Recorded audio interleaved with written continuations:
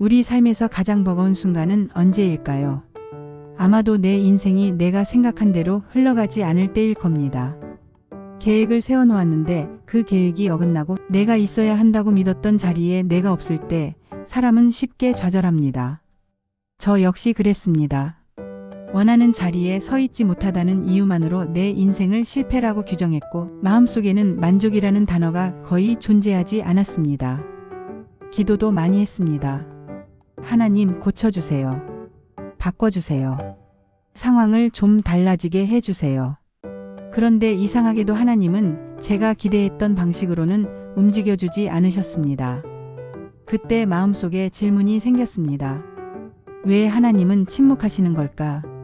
왜 이렇게 간절히 부르짖는데도 그대로일까? 목사로 살아오면서 저는 모든 질문에 답을 줄 수 있을 거라고 착각했던 적도 있었습니다. 신앙이 깊어지면 인생의 해답을 다 알게 될 줄 알았습니다. 그런데 만약 정말 내가 모든 답을 알고 있다면 아마 하나님을 믿을 필요조차 없었을 겁니다. 인간은 답을 모를 때 하나님을 찾게 되고 부족할 때 기도하게 됩니다. 어느 순간 이런 기도가 필요하다는 걸 깨달았습니다. 하나님, 저에게 용기를 주세요. 용기란 환경이 좋아지는 것이 아니라 지금 주어진 환경 속에서도 하나님을 믿으며 그 현실을 마주하는 힘이라고 저는 생각합니다. 우리 인생을 가만히 돌아보면 계획대로 흘러간 순간보다 어그러진 장면들이 훨씬 많습니다. 그래서 인생을 대하는 중요한 태도는 내가 원한 일이 이루어졌느냐가 아니라 원하지 않았던 일을 내가 어떻게 해석하느냐에 달려 있습니다. 사건 자체보다 그것을 바라보는 해석이 우리의 삶을 더 크게 좌우합니다. 믿는 사람이라면 질문도 달라집니다. 단순히 왜 이런 일이 생겼을까요? 에서 끝나는 것이 아니라 하나님, 이 상황 속에서 무엇을 보길 원하십니까? 라는 신앙적인 질문으로 나아가게 됩니다. 제 인생에서 가장 힘들었던 질문은 자녀 문제였습니다. 저는 수십 년 동안 장애를 가진 딸의 아버지로 살아왔습니다. 사실 가장 큰 고통을 감당한 사람은 저보다 아내였을 겁니다. 딸아이는 태어나자마자 큰 병을 앓았고 신생아 중환자실에서 생사를 오가는 시간을 보냈습니다. 온몸의 피를 거의 다 바꾸는 큰 수술까지 받아야 했습니다. 살아날지 장담할 수 없는 상황이었지만 하나님은 아이를 살려주셨습니다. 그때는 감사가 넘쳤습니다. 그런데 1년쯤 지나면서 아이에게 장애가 나타나기 시작했습니다. 병원을 수도 없이 오갔고 응급실을 드나드는 시간이 반복되었습니다. 더 아팠던 건 주변의 말이었습니다. 당시 제가 목회자였는데 가까운 사람조차 그런 아이를 데리고 어떻게 목회를 하겠느냐고 말했습니다. 그 말은 가슴을 무너뜨릴 만큼 아팠습니다. 부모보다 더 간절히 아이를 위해 기도하는 사람이 어디 있겠습니까? 그런데 사람들은 너무 쉽게 상처가 되는 말을 던집니다. 저는 다시 하나님께 매달렸습니다. 고쳐달라고 낫게 해달라고 울부짖듯 기도했습니다. 그러나 상황은 쉽게 바뀌지 않았습니다. 마음속에는 또다시 질문이 쌓였습니다.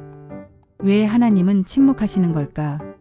이후 저는 장애를 가진 딸과 함께 미국으로 유학을 가게 되었습니다. 30년 전 미국 사회는 한국보다 장애인에 대한 시스템과 인식이 훨씬 성숙해 있었습니다. 딸아이는 그곳에서 비교적 행복하게 지냈습니다. 그런데 다시 한국으로 돌아와 학교에 들어가면서 상황이 달라졌습니다. 친구들 사이에서 따돌림을 당했고 우리는 한참이 지나서야 그 사실을 알게 되었습니다. 그때 저는 아이를 데리고 다시 한국 사회를 떠나야 하나 심각하게 고민하기도 했습니다. 그런데 놀랍게도 딸의 장애는 해결되지 않았지만 그 과정을 통해 하나님은 저를 바꾸고 계셨습니다. 저는 원래 사람은 노력하면 뭐든지 할 수 있다는 가치관으로 살아왔습니다. 실제로 공부든 일이든 마음먹으면 어느 정도 성과를 만들어 왔습니다. 하지만 딸의 장애 앞에서는 노력으로 해결할 수 없는 영역이 분명히 존재한다는 사실을 깨닫게 되었습니다. 누군가의 도움과 사회의 보호 없이는 살아가기 어려운 사람들이 있다는 현실을 처음으로 깊이 이해하게 된 것입니다. 그 이후 제 목회 방향도 달라졌습니다. 이전에는 성취와 성공을 강조하는 소위 엘리트 중심적인 시각이 강했습니다. 그런데 이제는 도움이 필요한 사람들, 연약한 사람들, 사회의 보호가 필요한 사람들을 어떻게 품을 것인가가 제 사명의 중심이 되었습니다.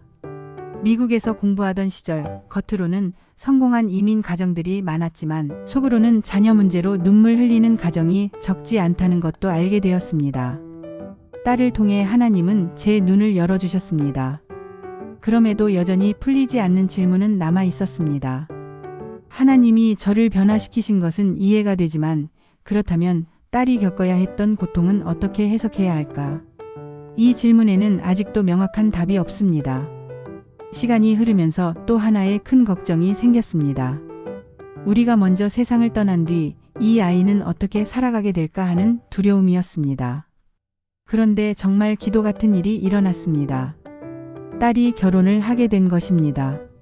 많은 사람들이 불가능하다고 생각했던 일이 현실이 되었습니다. 여기까지만 보면 마치 해피엔딩 같습니다. 하지만 결혼 이후에도 또 다른 어려움이 찾아왔고 다시 한번 하나님, 왜 또 이 길입니까? 라는 질문을 하게 되었습니다.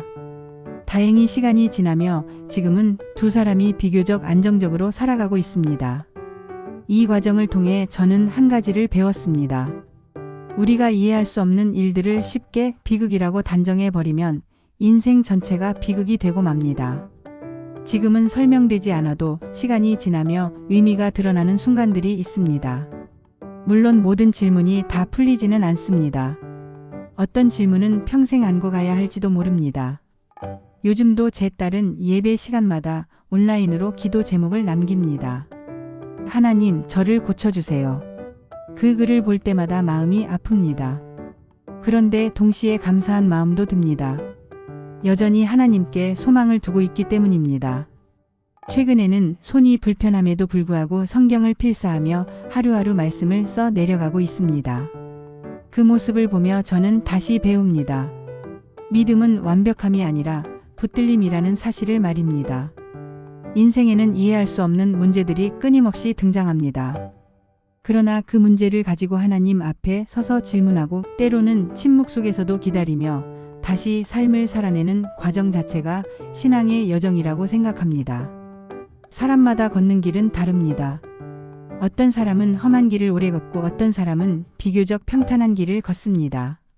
중요한 건 비교가 아니라 각자의 자리에서 하나님을 신뢰하는 것입니다. 저는 용기란 삶을 회피하지 않고 직면하는 힘이라고 믿습니다. 그래서 하나님께 드리는 가장 솔직한 기도는 이것입니다. 하나님, 저를 도와주세요.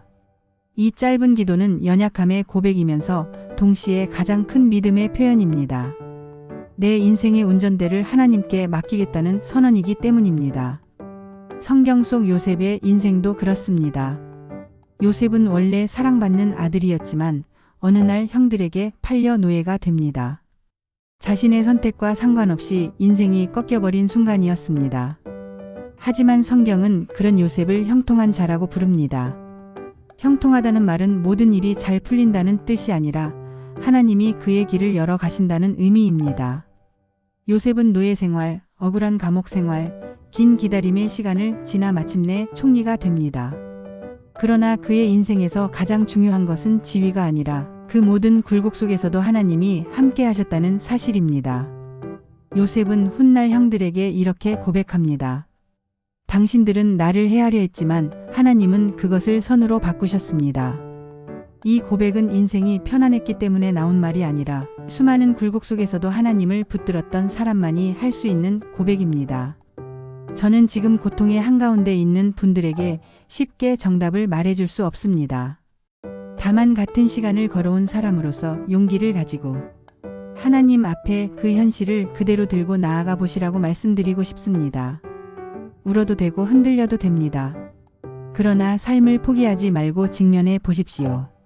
저 역시 한때는 내가 원하지 않았던 길을 걸어가고 있다는 이유로 인생을 실패라고 생각했습니다. 억지로 선택한 길, 원하지 않았던 자리, 만족할 수 없는 현실이 늘 불만이었습니다. 그런데 어느 순간 하나님이 나를 진짜 사랑하신다는 사실이 마음 깊이 들어왔습니다. 그때부터 과거에 불만스러웠던 시간들조차 하나님의 계획 안에 있었다는 믿음이 생겼습니다.